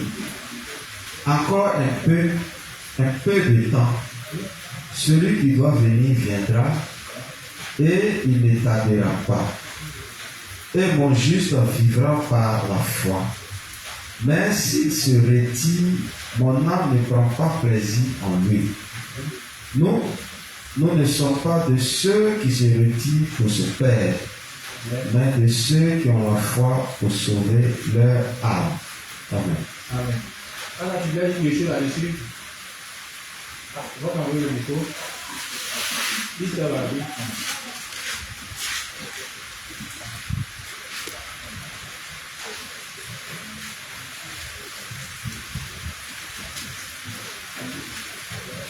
Merci, Pasteur. C'est un bout du verset 38 à 39. Oui. Et mon juste vivra par la foi, mais s'il se retire, mon âme ne prend pas plaisir en lui. Nous ne sommes pas de ceux qui se retirent pour se perdre, mais de ceux qui ont la foi pour sauver leur âme. Oui. Donc ici, puisque nous parlons de nécessité de s'unir à l'église, donc tous les justes ont le devoir d'être unis à l'église, parce que celui qui va se retirer de l'église ne pourra pas aussi bénéficier de la grâce de Dieu. Donc, c'est une nécessité pour nous de demeurer dans l'église de Dieu. À travers donc ces deux versets-là. Amen. Amen. Merci. Amen. Les justes, on va poursuivre. Ah, il y a un verset derrière encore. J'espère que la manière dont on donne les versets, vous-même vous donnez les versets. J'espère que ça va nous aider à prendre conscience que nous retirer de l'église, ça sera la voie spirituelle à suivre. Amen. Voilà, donc, On s'en entend. Dieu se souviendra qu'il t'a donné même le verset. Il y a un verset ici, le Père de 1 Timothée 6, verset 9 possiblement. Tu dis quoi? 1 Timothée 6, verset 9. Vas-y. Nous dit comme ça, mais ceux qui veulent s'enrichir tombent dans la tentation, dans le piège et dans beaucoup de désirs insensés et précieux, qui plongent les hommes dans la ruine et la perdition. Oui. Parmi les justes, je suis d'accord, il y a l'argent aussi, l'amour de l'argent qui peut amener un saint, voilà, à quitter la foi.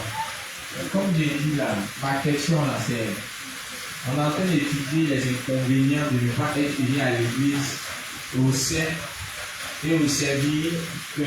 Amen. Et le révérend dans les deux principes nous dit que ne pas être à l'église pour entendre la parole de Dieu peut nous amener à faire quoi? À perdre la foi. Amen. Donc il a voulu appuyer ça avec quelques versets. Voilà. Donc, je vous ai demandé pour que au moins vous puissiez participer. Il y a le juste qui veut donner un verset. Hein? Bonsoir, c'est le juste nous aussi. Ok, nous Voilà, on va essayer avec Matthieu 18, verset 17. Amen. Donc, un verset. Matthieu 18, verset 17. Voilà, s'il refuse de les écouter, dis-le à l'église. Et s'il refuse aussi d'écouter l'église, qu'il soit pour toi comme un païen. C'est pas. Voilà, comme un païen. Ouais. C'est ça, c'est ça. Mais il n'a pas quitté l'église. Il n'a pas perdu la foi. En fait, c'est celui avec qui il a le problème là. Il va le considérer comme un païen. Est-ce qu'il a abandonné la foi? Il y a un problème entre deux frères. Il dit ça ne va pas, il s'en va informer qui voilà, les responsables. S'il n'écoute pas, il appelle l'église. qui est avec l'église, le problème ne se règle pas. Bon, il faut le laisser dans son coin en fait. Voilà, il faut le laisser dans son coin. Je ne sais pas si ce qu'il explique est juste un inspecteur, c'est bizarre, vous pouvez répondre là-dessus. Moi, c'est comme ça que je vois la chose. Voilà. Si le frère refuse de te pardonner ou de régler le problème, puisque ce n'est pas avec l'église, ce n'est pas avec l'évangile qu'il avait un problème, c'est avec toi. Donc, bon, si le laisses dans son coin comme ça, tu vois un peu, non? Voilà. Tu continues de mener ta vie de foi. Et Dieu merci aujourd'hui, l'église nous va donner encore d'autres astuces. Pour un tel problème, tu vois que même si l'église continue d'avoir des rancœurs contre toi, d'avoir de la haine contre toi, tu dois prier pour lui. Tu vois un peu, non? Voilà. Tu dois continuer de prier pour lui. C'est que Dieu appelle son cœur. Amen. Voilà. En le faisant peut-être un jour, il pourra au moins te pardonner. Sinon, la situation aussi, là, pour pardonner, c'est difficile. Hein? Voilà. Mais plus est-il qu'on est frères et sœurs, on doit forcément se pardonner. Amen. Là, juste, on va continuer comme actuellement les versets.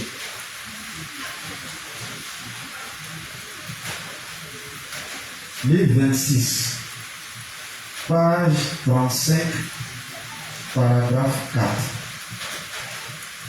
Livre 26, page 35, paragraphe 4.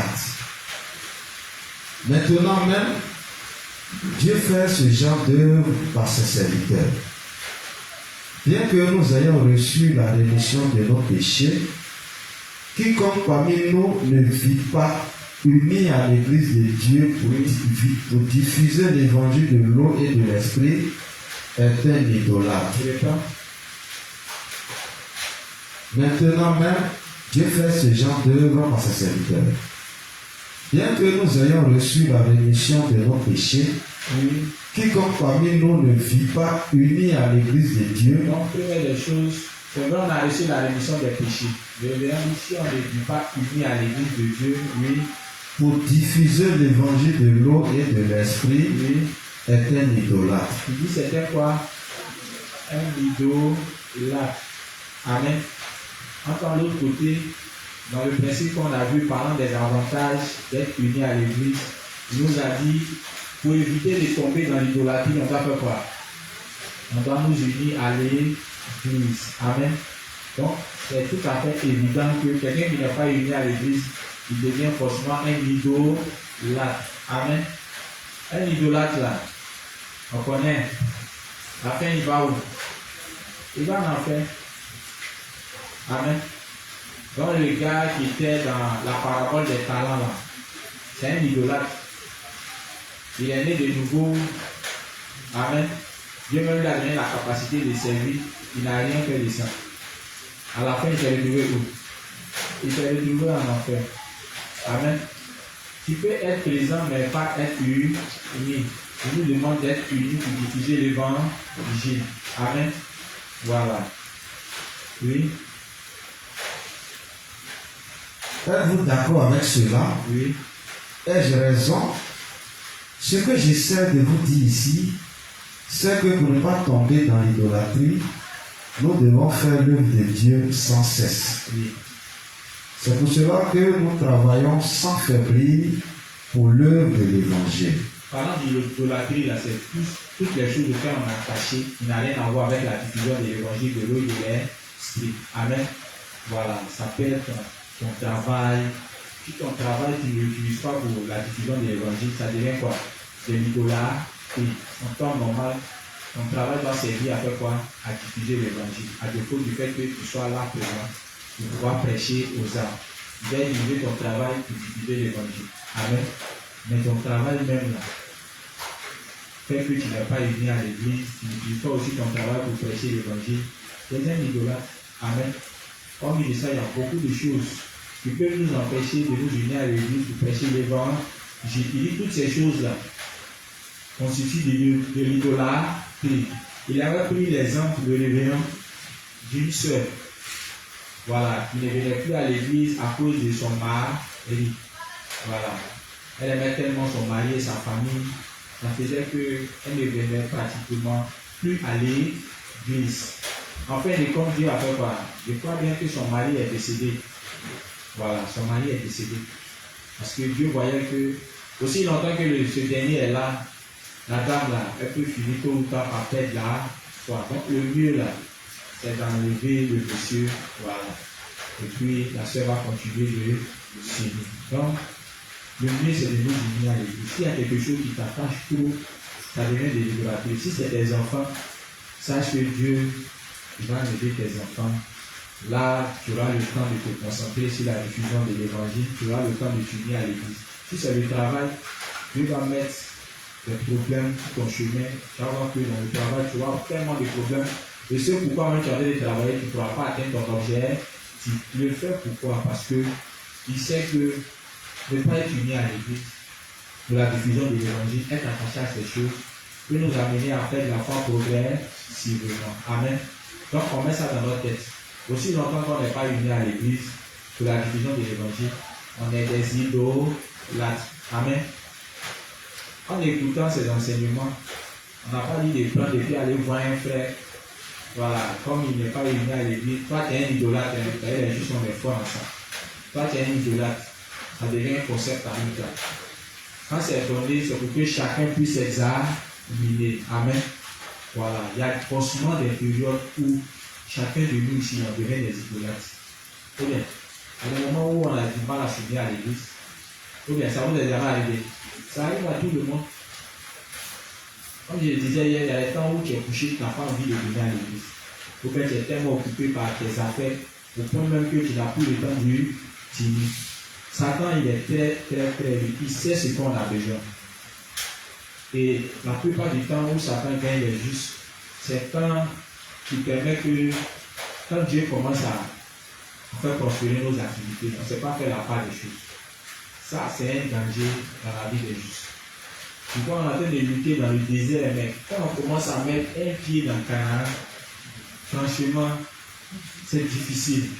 Parce qu'on a tellement été frustré par la galère, voilà, par les moqueries, par les frustrations, et quand ça commence à venir, franchement, on veut tellement avancer qu'on oublie notre union à l'église.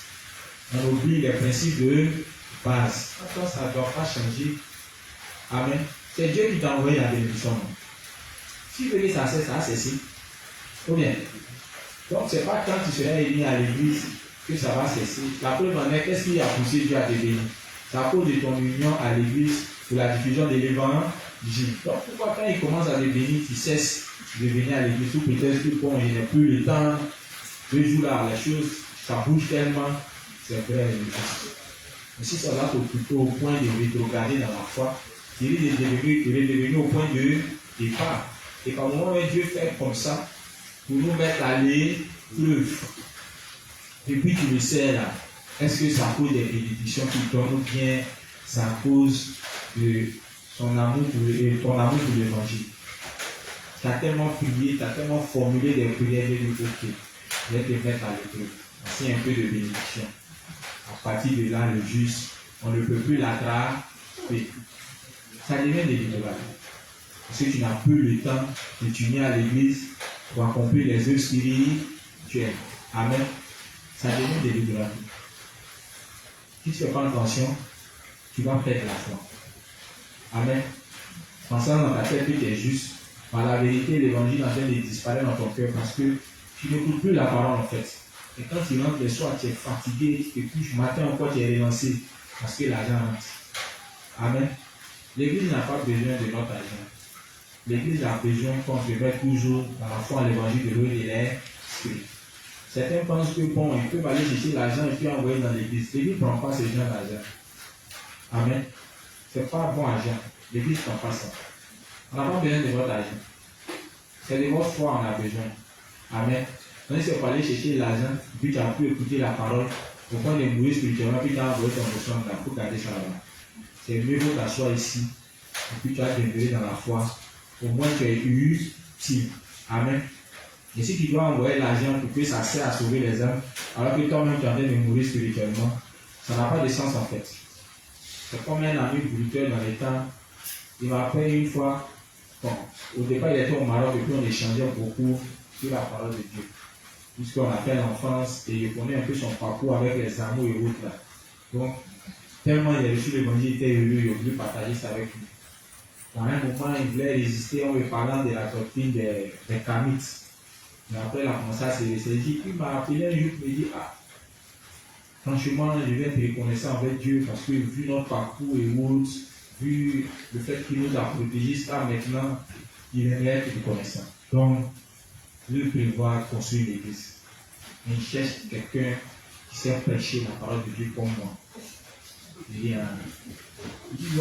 va louer une salle, il va mettre tous les instruments, tout à notre disposition, et puis bon, il va mettre quelqu'un là pour superviser. Tout ce qui est offrande et autres, on va faire le point. Moi, il y en a pour moi, après les charges, il a vu que c'est un business en fait. La question est posée, mais quand tu fais ça, l'objectif c'est de faire quoi? Parce que Dieu voudrait que quand on croit en lui, on sait aller sauver les âmes. Donc tout ce que tu es en train de mettre comme projet là, c'est bon, c'est pour aller sauver les âmes. Et toi-même là, est-ce que tu es sauvé? Tu n'es pas encore sauvé, c'est toi qui vas aller sauver les âmes. En fait, ce n'est pas pour sauver les âmes. Les brouteurs là, c'est un nouveau business. Est-ce que vous savez ça? Ils louent un magasin, ils cherchent un prédicateur, et puis ils mettent le prédicateur, il achète tous les instruments. La dîme, bon, tu peux te laisser ça, mais les offrandes, il a un de ses bons petits qui est à côté, qui supervise tout. Quand il finit d'enlever les charges, toi le pasteur, tu as un salaire, le reste là, ça le revient. C'est leur business actuellement à bien ici. Ah donc vous ne savez pas. Ah, c'est que vous l'avez été informé. C'est le business de Brutal là. Ils ont plusieurs églises comme ça. Il fait rien, l'église est couchée à la maison, il attend, là, il n'a rentrer. Mais le pasteur, même il y a longtemps, il est en position. Il est second, il ne voit pas clair dans l'argent. Donc, au moins, quand il est pasteur principal, c'est pas offrande. Après ça, la tienne. C'est ce qui fait qu'il y a certains là, quand tu viens les rendre visite, il faut envoyer l'argent parce que tout est calculé. On se comprend, non? Tout est calculé. Donc, les juges, faisons très attention. Oui. Mais certains pourraient penser, waouh, Pasteur Young n'est même pas humain. Il est tellement accro au travail. Pourquoi est-il si exigeant? Nous voulons tous faire l'œuvre de Dieu, mais nous avons besoin de repos. La justice, on va se reposer, on deviendra des idoles là. Dans la justice, il n'y a pas de repos. Et la Bible nous a prouvé ça dans le tabernacle. Il n'y a pas tabouret pour s'asseoir. À un moment même, là, même les démentieurs ont envie au moins de se reposer. Mais si tu t'es reposé, tu es en paix. Voilà, tu finiras par devenir un idolâtre. C'est vrai que le repos, voilà, le nom aussi dit se reposer, c'est faire l'œuvre de Dieu. Mais attention, voilà. Comment tu te reposes? Si tu dois te reposer des mois, ça devient compliqué. Sans attendre la parole, sans être uni à l'église, toi-même tu as commencé à ressentir le vide. Il y a l'un des partenaires du révérend qui s'est retrouvé aux États-Unis. Arrivé un moment, il a commencé à se sentir seul parce que là-bas, il était pour partir l'œuvre de Dieu. Mais tu vois que loin de l'église, c'est difficile. Alors pourquoi je remarque tout le temps nos inspecteurs qui ne veulent pas quitter Niambon Nord. Tu vois que tu veux toujours être là parce qu'au moins ici, il y a constamment la parole. Imaginez qu'on allait au lien inspecteur ou bien un dévancier, qu'on le jette dans une zone qui quelque part là-bas, il est seul. C'est vrai, c'est un dévancier. Il va beaucoup lutter, lui, parce que au moins ici, il y a constamment la parole. Ça leur permet eux-mêmes d'entretenir leur foi à plusieurs raisons. Nous-mêmes qui n'avons pas foi avant. Donc imaginez qu'on est isolé, on est loin de la zone. Comme je le disais, c'est pourquoi par moment les dévanciers refusent qu'on accepte certaines propositions. Tu es encore petit dans la foi, il y a souvent des propositions d'emploi où tu peux te retrouver seul dans une zone, il n'y a pas de dévancier, il n'y a personne. Souvent les dévanciers, franchement, c'est vrai, il va te dire oui, il n'est pas que demain, voilà, ça devient un problème. Mais c'est à contre-cœur parce qu'un saint qui est isolé, c'est pas sûr. Et généralement, Satan le fait pour écarter le sein de l'église et de ses frères et sœurs, ainsi que des devanciers. Mais comme on ne sait pas discerner, parce qu'on est petit dans la foi, on est pressé de sauter sur la proposition. Attends, c'est un piège de Satan. Donc les justes, on comprend, non? Parce que c'est ce que les gens pensent du révérend. Il est tout exigeant, lui ne fait que travailler. Mais le révérend, il travaille beaucoup parce qu'il sait qu'il est humain. Du jour au lendemain, voilà, il peut facilement s'écarter de la foi. Voilà pourquoi sans cesse, il est en contact avec la justice de Dieu. Préserver sa foi pour veiller sur sa foi. Donc, quand on voit nos responsables en train à chaque fois de nous amener à être unis, à travailler pour la justice de Dieu, en fait, c'est une manière de faire quoi? De garder notre foi unie à l'évangile de l'eau et de l'air. Sinon, un saint, même quand il est uni à l'église, mais qu'il ne prêche pas l'évangile, il ne travaille pas pour la justice de Dieu, sa foi même commence à disparaître. Il commence à devenir comme un religieux. Parce que la foi que nous recevons, on doit faire quoi? On doit l'expérimenter, on doit la partager. Quand il reçoit seulement. Mais ça ne sort jamais. La foi n'est pas correcte. Ou bien, la foi doit être suivie d'action. On peut donner ça à Modeste. La foi doit être suivie d'action. C'est pourquoi dans Jacques, il est dit quoi? La foi sans les yeux, c'est une foi qui est comment? C'est une foi qui est morte. Amen. On doit sentir chacun ici accomplir des tâches, accomplir des œuvres qui manifestent leur foi. Oui, oui. Puisque nous avons fait tant de choses et servi le Seigneur de la sorte, ne mettons-nous pas un peu de repos maintenant? Voulez-vous aussi me blâmer comme cela? Amen. Amen. Livre 59, page 313, paragraphe 2. Là, juste il y avait 2 versets. Il reste un dernier principe pour terminer avec les inconvénients. Amen. Voilà, là, la semaine prochaine, parce que la semaine prochaine, c'est la semaine des chants, on va voir un nouveau point. C'est sur la nécessité d'avoir un dirigeant. Amen. Donc, il va terminer avec le dernier. Oui. Livre 59, page 313, paragraphe 2.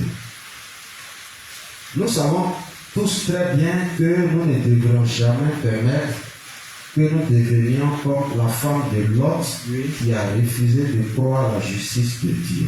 Continue. C'est vrai que certains de nous ont du mal à suivre le Seigneur d'un cœur pur et volontaire. Oui. Certains peuvent en effet s'unir, sentir qu'ils sont emportés contre leur volonté. Oui. Plutôt que de se soumettre à la justice de Dieu volontairement, ces gens sont poussés par leurs prédécesseurs dans la foi. Mais que leur arrivera-t-il s'ils lâchent la main de cette direction vivifiante? Est-ce que vous comprenez ce qu'il dit? Il ne doit pas être comme la femme de Lot qui a refusé de prendre la suite de Dieu. Amen. Il dit, il y a certains justes, quand ils naissent de nouveau, ils ont du mal à suivre la direction de l'Église. Amen. Si c'est dit que bon, ces gars-là, on a l'impression qu'il veut contrôler notre vie, il veut nous empêcher d'être libres. On se comprend, non? Voilà. Donc, il dit ces personnes-là, généralement, quand ils viennent parler, ils viennent à l'église, avec qui sont unis, c'est à contre-cœur. Amen. Ils viennent, mais ils ont du mal à suivre véritablement, à accepter tout ce qui est fait, tout ce qui est donné comme instruction dans l'église. Mais il dit ces derniers-là, généralement, ils sont aidés par qui? Par les prédécesseurs. Donc, pour rôle de faire quoi? De les exhorter, de les encourager à faire quoi? À suivre, à obéir aux instructions qui nous sont données dans l'église. Amen. Mais il dit ces derniers-là, s'il arrive, en dépit du fait qu'ils mettent du temps à accepter d'être dirigés, à accepter d'être conduits, à accepter de suivre les instructions qui sont données dans l'église, s'ils refusent d'être encouragés, d'être exhortés par les devanciers à suivre, il dit ces derniers-là, qu'est-ce qui va se passer? Oui. Ils retourneront très rapidement dans le monde pour périr seulement corps et esprit à la fin. Et reprend à partir de 7. On comprend bien. C'est vrai. C'est vrai que certains de nous ont du mal à suivre le Seigneur d'un cœur pur et volontaire. Donc certains ont du mal à suivre le Seigneur d'un cœur pur et volontaire. Amen. Ils sont nés de nouveau, mais mener la vie de foi devient difficile pour eux parce qu'ils ont déjà des ambitions personnelles, des projets personnels dans leur tête. Amen. Ils ont déjà une vision de comment mener leur vie. Amen. Donc c'est difficile pour eux de suivre le Seigneur. Continue. Certains peuvent en effet sentir qu'ils sont emportés contre leur volonté. Amen. Plutôt que de se soumettre à la justice de Dieu volontairement, Donc, plutôt que de se soumettre à la justice de Dieu volontairement, ces gens sont poussés par leurs prédécesseurs dans la foi. donc les prédécesseurs font quoi? Au lieu que ce soit eux-mêmes qui suivent, les prédécesseurs font quoi? Ils les aident à faire quoi? À suivre, n'est-ce pas? Voilà, accepter la direction du Seigneur par le canal de l'Église. Oui. Mais que leur arrivera-t-il s'ils lâchent la main de cette direction vivifiante? Oui. Ils retourneront très rapidement dans le monde Oui. pour périr seulement corps et esprit à la fin. Amen. Il y aura effectivement des gens qui seront détruits en dépit d'avoir cru la parole de Dieu sincèrement. Donc, le révérend dit, forcément, il y aura des justes qui seront détruits. À cause de quoi? À cause du fait qu'ils n'acceptent pas de se laisser conduire par les dirigeants, après être nés de nouveau. Amen. C'est vrai que l'Église nous demande par moment d'être unis aux différentes activités, ce qui devient payé pour chacun de nous. Amen. Venir à l'enseignement le soir, venir à l'intercession. Certains trouvent ça difficile. À chaque fois, on doit venir à l'église. Bon, quand il regarde, il voit aussi qu'en venant à l'église, franchement, les objectifs qu'il veut atteindre, il n'arrive pas à les atteindre. Amen. Donc, ça devient compliqué pour lui de suivre. Amen. Mais malgré le fait que par moment ils viennent, ou bien, même quand par moment ils tâtonnent à venir, les dévanciers font quoi? Ils les exhortent, voilà, ils les encouragent à s'unir en leur montrant les bien fondés de la chose. Mais si ces derniers-là, en dépit du fait qu'ils ont une telle mentalité, que les dévanciers viennent les exhorter, les encourager, les aider à continuer de s'unir à l'église et diffuser l'évangile, s'ils n'acceptent pas ça, franchement, ils finiront par faire quoi? Le révérend dit qu'ils finiront par perdre la foi rapidement. Amen.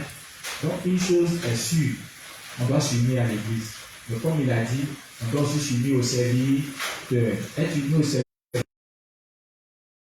on peut les yeux de Dieu, on doit les accepter.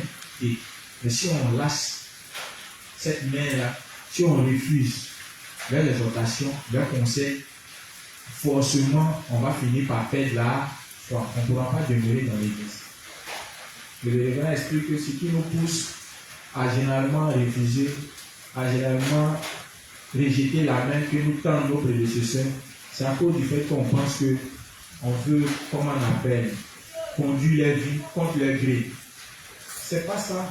En fait, tout ce qu'on nous dit dans l'église, c'est comme ça la vie de foi est menée. Amen. C'est comme ça la vie de foi fonctionne. Donc si tu veux, après être né de nouveau, si tu veux garder la foi, si tu veux vivre par la foi, tu ne peux faire autre que accepter de suivre.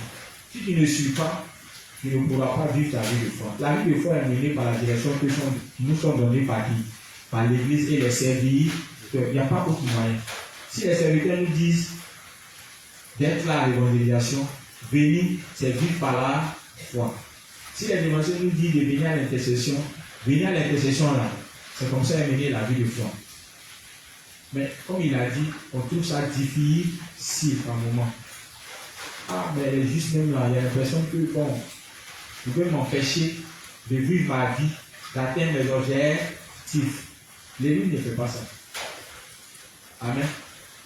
L'Église ne fait pas ça.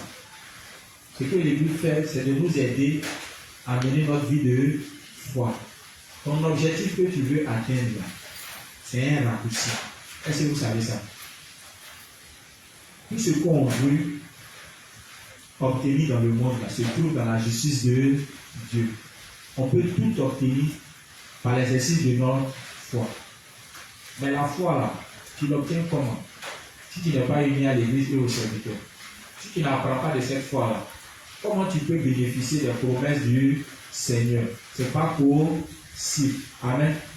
Donc, le rôle du dévancier, c'est de te conduire sur le chemin du Seigneur, afin de t'aider à expérimenter la foi et aussi les bénédictions qui sont liées à ça. Amen. Donc, ne cessons pas de nous unir à l'église, c'est juste. Maintenant qu'on connaît les inconvénients, mais aussi les avantages. Déjà par les avantages, on voit qu'on gagne beaucoup de croissance spirituelle, on obtient la sagesse, n'est-ce pas? On évite de tomber dans l'idolâtrie, on évite même aussi de perdre la foi, n'est-ce pas? On reçoit aussi beaucoup de bénédictions au point même de guérir nos blessures, de nous donner la force de prêcher l'évangile et même d'accomplir les œuvres de Dieu.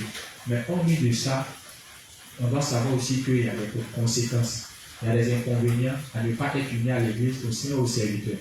Et ça, on doit le garder à l'esprit. Satan va toujours nous visiter. Les pensées charnelles vont toujours nous visiter pour nous emmener à vouloir quitter l'église, à nous détacher des frères, à nous détacher des serviteurs. Souvenons-nous de ces principes.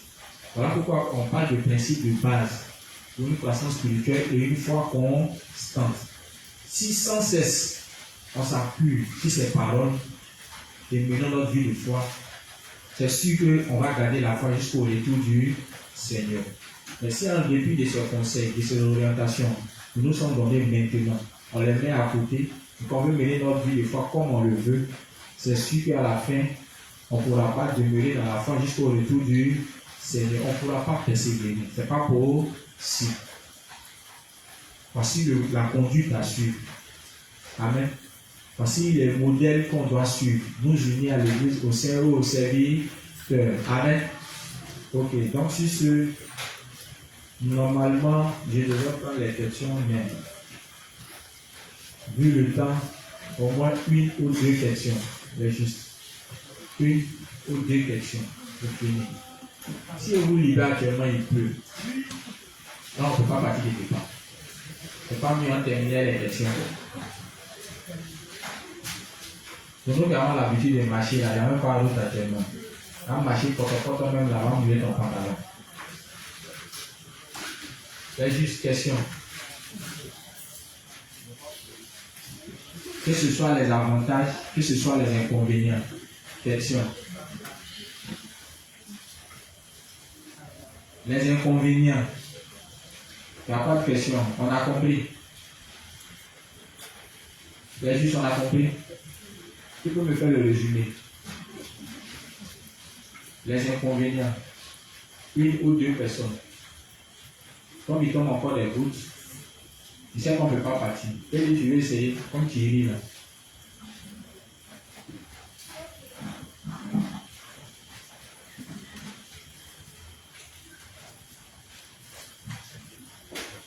Et il y a quoi? Il trouve que les commandes, tout le fait le résumé, c'est quoi? Comme Thierry là. Le résumé là, c'est bon. Livre 51, page 160, paragraphes 1 et 2. Quand tu n'es pas uni, tu es honteux et sombre, te demandant ce que l'Église penserait de toi si elle connaît tes limites. Si nos faiblesses sont révélées dans l'Église, nous devons parler franchement et librement à Dieu.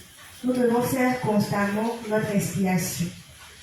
Nous devons avoir l'attitude du Fils prodigue, c'est-à-dire revenir dans l'Église. On doit accueillir à cœur joie, avec amour, et prier pour les justes déserteurs. Ne jamais cesser de fréquenter l'Église. Quand nous sommes unis, nous nous voyons comme des miroirs. Donc il n'y a pas de honte à avoir devant nos frères et sœurs, et non devant Dieu, parce qu'il connaît tout de nous. Livre 35, page 439 jusqu'à la page 440. Tu as fini, Vous avez fini pour le premier principe. Oui, c'est ton résumé là. Oui. Ça va être bien. Résumé. C'est bon, merci. Résumé.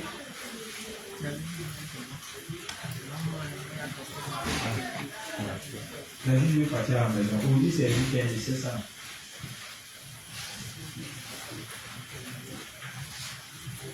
Une dernière personne, plus c'est tout.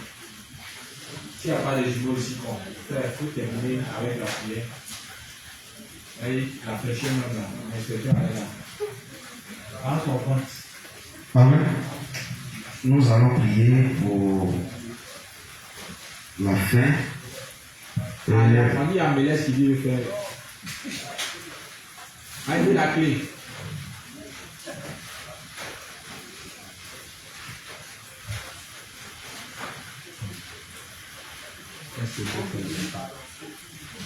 Donc, nous allons tous fermer les yeux et remercier Dieu pour son assistance et également de nous l'accompagner. Donc, prions. Père éternel, nous te remercions pour tout ce que tu as fait pour nous ce soir, pour la nourriture de l'âme que tu nous as donnée afin que nous croissions dans la foi. Merci de ce que nous avons appris, les inconvénients liés au fait de ne pas être unis à l'Église. Hier, nous entendions, mais nous ne comprenions pas. Mais par la bouche de ton serviteur, qui nous a expliqué dans les détails ce qui nous attend, si jamais nous abandonnons ton Église. Maintenant que nous avons fini, merci de nous l'accompagner. Merci de ce que tu as sécurisé la maison de chaque saint en ces temps de pluie, de ce que tu nous as donné également la santé, afin d'être toujours actifs pour la diffusion de l'évangile de l'eau et de l'esprit. Merci de ce que tu continues de donner encore la sagesse et les moyens à tes serviteurs afin de nous conduire, de nous guider dans ta sagesse au nom de Jésus. Amen.